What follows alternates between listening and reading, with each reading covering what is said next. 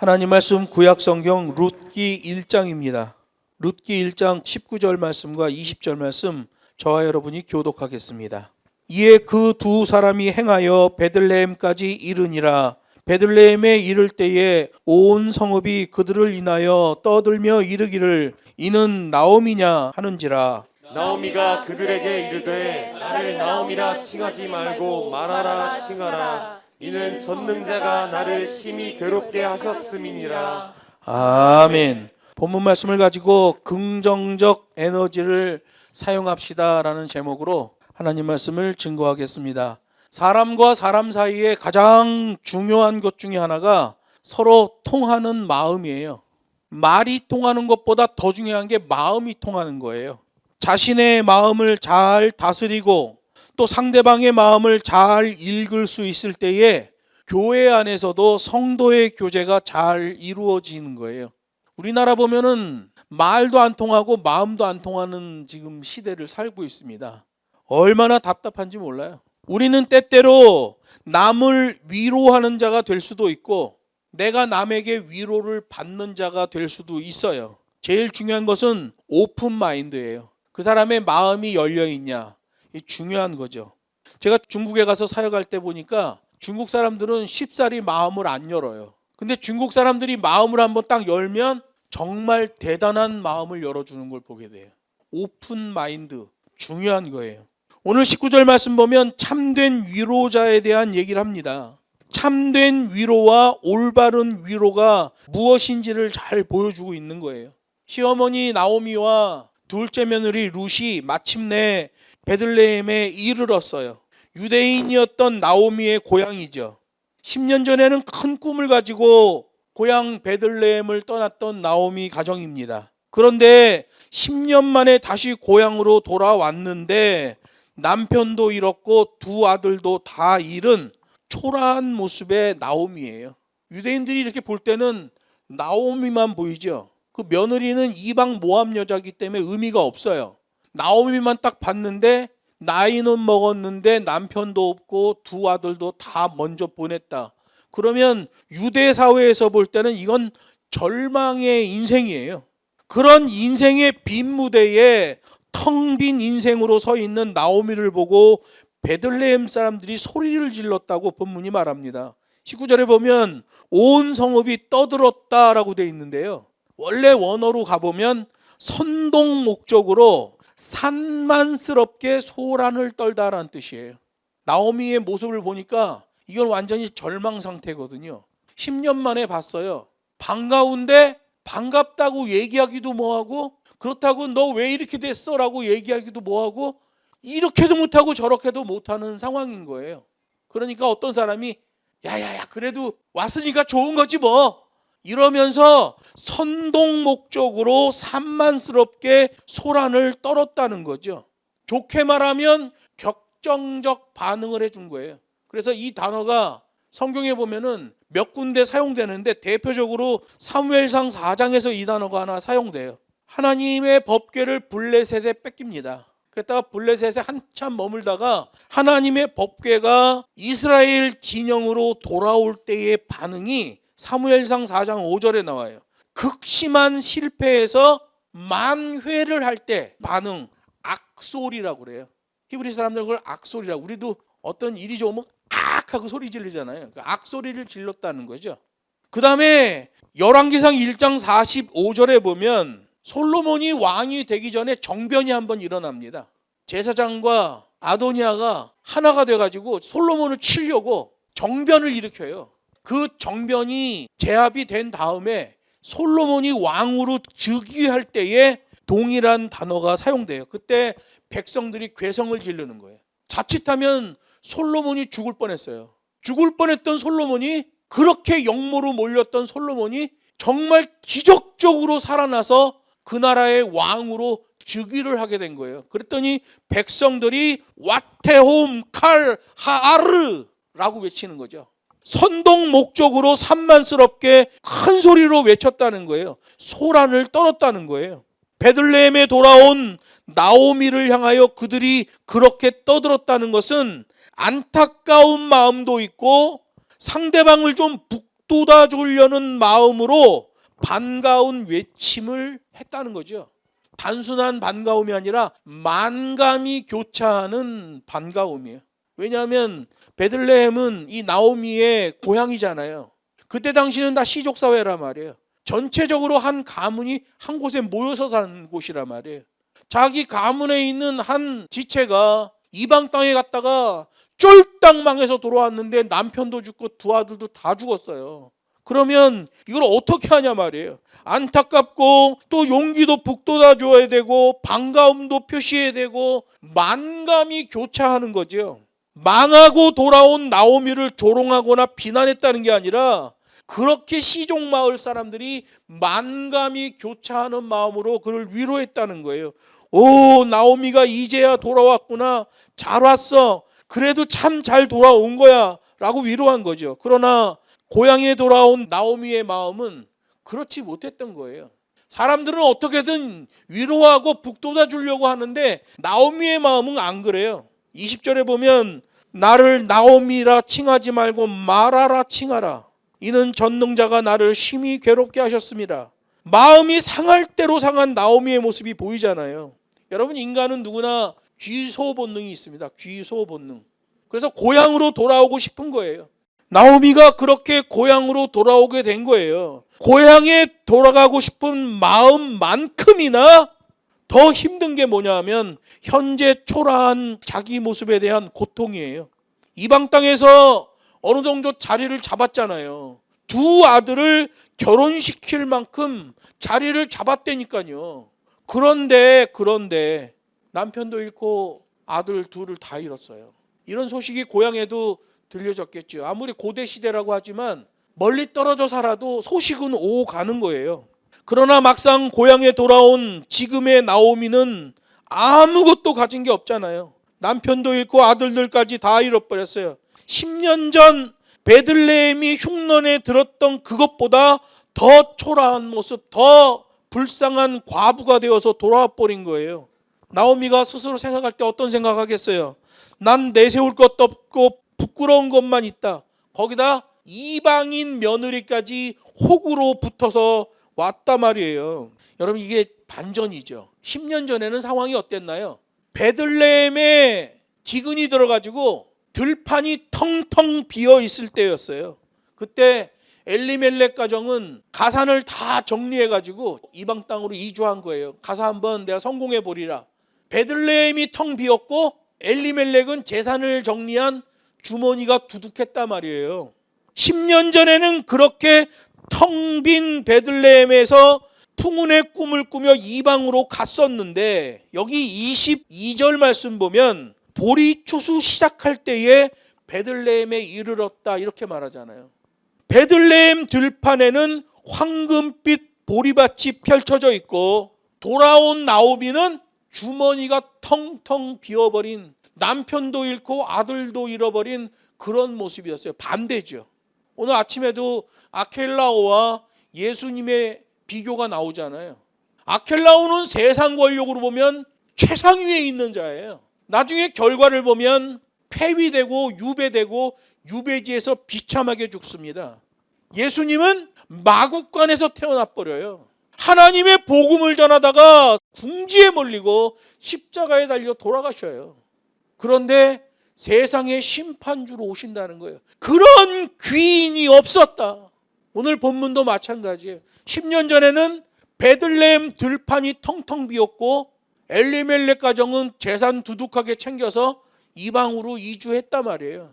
10년이 지난 다음에 보니까 나오미의 가정은 완전히 빈털터리가 돼버렸고 쫄딱 망해버렸고 베들레헴 들판은 황금 물결치는 보리 추수의 때다. 이렇게 성경이 설명하고 있는 거예요.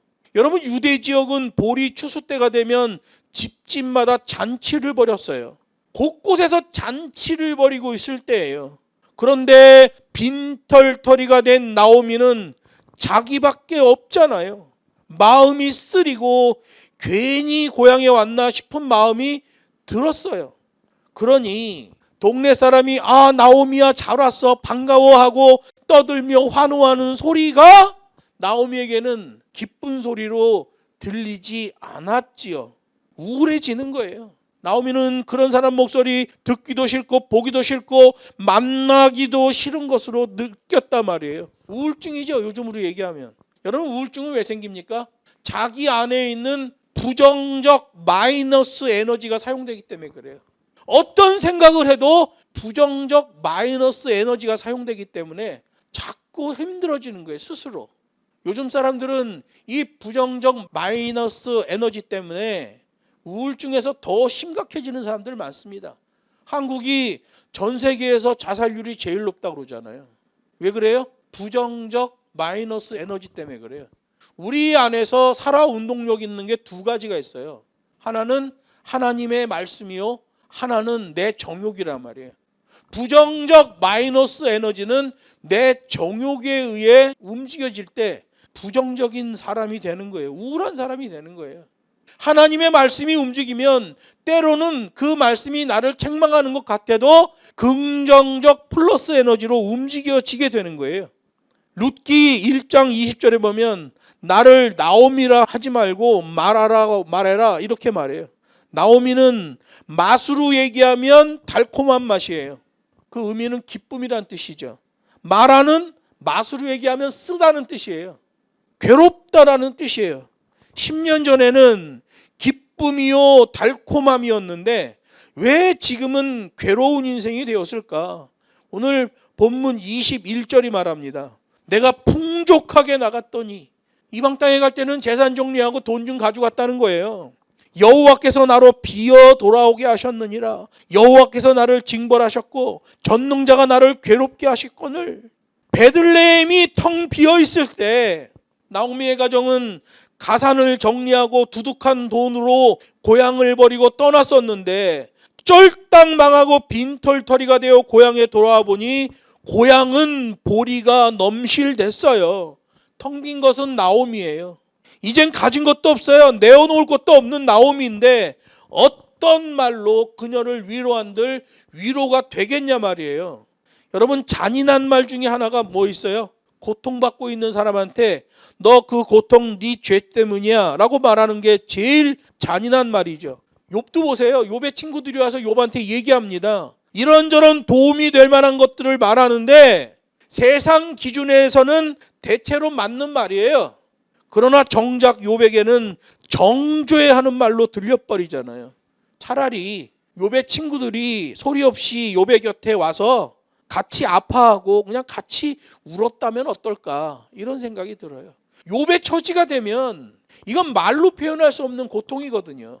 그런 사람한테 가서는 섣불리 말로 위로하면 안 돼요. 뭐를 해야 돼요? 마음을 같이 해주는 게 제일 좋은 거예요. 그 사람들한테 가서 말해봐야 씨도 안 맥혀요. 그냥 립 서비스밖에 안 돼. 그때는 마음으로. 비를 맞고 걸어가는 사람이 있으면 왜 비 맞아요? 우산 갖다 들이대면 안 돼. 그냥 같이 옆에서 비 맞고 같이 걸어가면 돼요. 말 안 해도 돼. 같이 걸어가면 마음이 통해지는 거예요.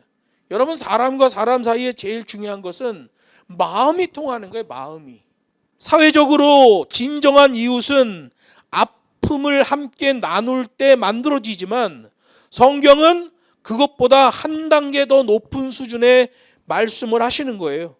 정작 자기 자신이 고난을 받고 있을 때 그 고난을 내가 어떻게 처리해야 되는가를 성경이 말씀하고 있단 말이에요. 이게 매뉴얼이죠. 우리는 어쩔 때 위로자가 될 수 있어요. 우리는 위로받는 자가 될 수 있어요. 그런데 성경은 한 단계 더, 내가 고통을 받고 있을 때 나 스스로 내 마음을 어떻게 다스릴 것인가를 말씀하고 있는 거예요. 오늘 본문에 나오미는 매사가 원망과 불평으로 일관되고 있는데 성경은 그것을 막아야 한다라고 말하는 거예요. 자신을 돌아보지는 않고 하나님이나 타인을 원망하는 것이 체질화되면 그 인생은 정말 망할 수 있습니다. 내가 나 자신을 돌아봐야지 하나님이나 이웃에 대하여 원망하면 안 돼요. 이게 경제 용어에서 악화가 양화를 구축한다라고 돼 있죠. 구축이 뭐예요? 내쫓아내다는 얘기죠. 배에 보면 구축함이라는 게 있잖아요. 구축함은 어디서 쓰나요? 항공모함에다 쓰죠. 항공모함 주변에 구축함이 있잖아요. 구축함이 적군의 배를 물리쳐버리는 그런 역할을 하는 거예요. 내쫓아낸다는 뜻이에요. 악화가 양화를 구축한다. 악화는 좋지 않은 돈을 얘기해요. 양화는 좋은 돈이에요. 은으로 만든 좋은 돈. 영국의 엘리자베스 1세 여왕 때 왕실에서 은화를 발행했는데요. 은의 함량을 조금씩 줄이는 거야. 영국 왕실의 재정이 부족하니까 예를 들어서 1파운드의 은 가치의 은량을 넣어서 1파운드짜리 돈을 만들었다면 국민들 몰래 0.9파운드 은만 넣어가지고 다른 걸 섞어서 은화 1파운드짜리를 만들어내는 거예요. 원래 은 함량이 1파운드가 돼 있으면 그건 은 1파운드의 가치가 동일하게 나오는 거죠. 근데 0.9파운드의 은을 쓰고 1파운드 은화의 가치를 내게 하려면 그거는 악화예요. 좋지 않은 돈이에요. 1파운드짜리 은화는 양화, 좋은 돈이에요. 그렇게 해서 몰래 0.9파운드짜리 은화를 내보냈더니 사람들이 어떻게 그 사실을 알고는 은 함량이 높은 양화는 자기 집에다 감춰놓고 0.9파운드짜리 은화를 1파운드 돈인 것처럼 그 돈만 쓰는 거예요. 사람들이 은화를 받아요. 그럼 사람들이 고르는 거야. 요거는 1파운드짜리 은하고 요건 0.9파운드짜리 은하. 그럼 1파운드짜리 은하는 집에다 쟁거놔. 다 쟁거놓고 0.9파운드를 1파운드 은하로 막 쓰는 거죠. 그러니까 영국의 경제가 휘청휘청하는 거예요. 왜? 여러분, 화폐로는 그 나라에서 1년 동안 생산한 것만큼의 가치의 돈을 발행해야 물가가 안정되고 서민의 삶이 요동하지 않습니다. 근데 GDP는 1조 원인데 돈은 2조 원을 찍어내면 국가에서 국민들 주머니에 있는 돈 50%를 훔쳐가는 거예요. 가치가 안 맞잖아요.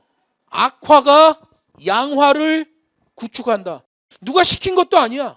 근데 사람들이 악한 돈, 함량 미달 돈을 마치 1파운드 은하인 것처럼 막 쓰는데 그 돈 쓰는 걸 좋아한다는 거예요.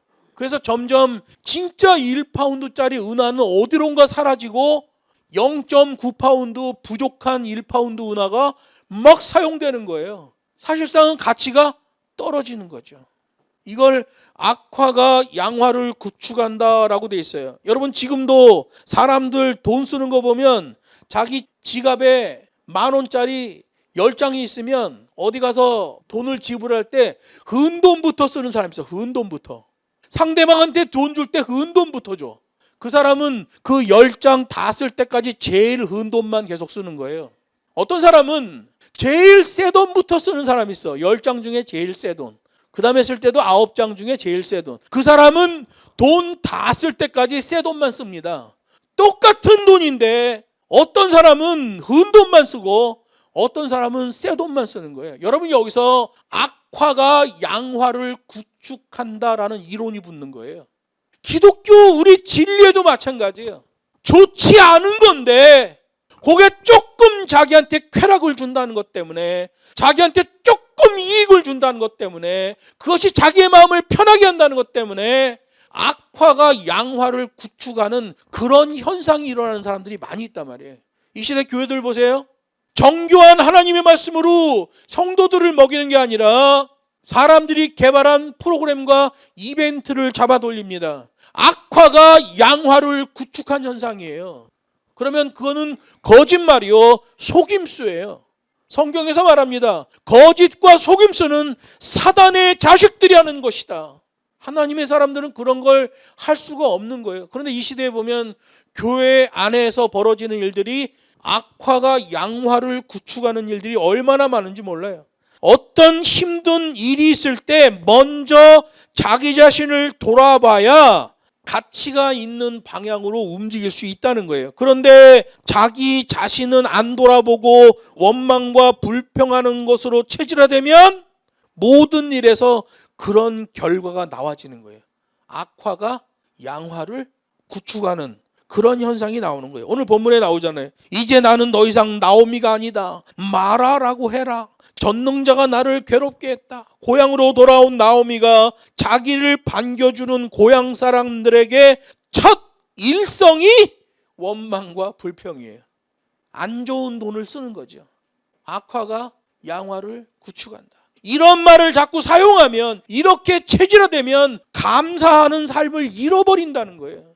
나오미가 고향에 돌아왔을 때 자기를 돌아보고, 우리가 10년 전에는 다 뿌리치고 갔었는데 이렇게 빈털터리가 된 나를 이렇게 반겨주다니 감사합니다. 한번 열심히 살아보겠습니다. 여러분 도와주십시오. 이러면 좋은 돈을 사용하는 거잖아요. 긍정적 플러스 에너지를 사용하는 거란 말이에요. 근데 사람들은 자기 안에 살아 운동력 있는 에너지 두 가지 중에 부정적 마이너스 에너지를 사용하는 사람들이 너무 많은 거예요. 고통 가운데 조용히 자신을 돌아봐야 되는데 그냥 첫 일성이 원망과 불평에다가 심지어 전능자 하나님까지 끄잡아들여서 원망하고 있는 거예요. 내가 좋은 뜻으로 갔는데 하나님이 나를 망하게 한 거야. 난 잘못 없어. 이렇게 말해버리면 악화가 양화를 구축하는 거예요. 그런 사람들은 아주 인생이 힘들어지는 거예요. 고통 가운데서 조용히 자신을 돌아봐야 됐고, 고향에 돌아와서 들판에 출렁이는 곡식 물결을 봤을 때도 자신을 되돌아봐야 돼요. 그러면 나오미는 플러스 에너지를 사용하는 사람이 되는 거죠. 여러분, 그래도 다행인 것은 어려운 일 당했을 때 자기를 돌아보는 사람이 있어요. 아, 내가 뭘 잘못했나 보다. 아, 내가 뭘 오류가 있나? 자기를 돌아보는 사람이 있다는 건 그나마 다행이에요. 그런데 사람들 중에는 자기가 하는 일이 잘 될 경우에 자신을 돌아보는 사람이 매우 적다는 거예요. 이거 성경이 우리한테 요구하시는 겁니다. 세상 사람들은 자기가 실패하고 안 될 때 자기를 돌아보긴 하는데, 기독교인들은 자기가 잘 되더라도 자기 자신을 돌아봐야 된다는 거예요. 문제가 생겼을 때만 자기 자신을 성찰하는 게 아니라 일이 잘 될 때도 자기 자신을 성찰해야 된다는 거예요. 그래야 유익한 삶이 되고 그때그때 주시는 하나님의 은혜를 놓치지 않게 된다. 이게 여러분 오픈마인드잖아요. 플러스 에너지를 사용하는 사람이에요. 다음 시간에는 선택에서의 자유 부분에 대한 하나님의 말씀을 이어서 증거하도록 하겠습니다. 잠깐 기도하겠습니다.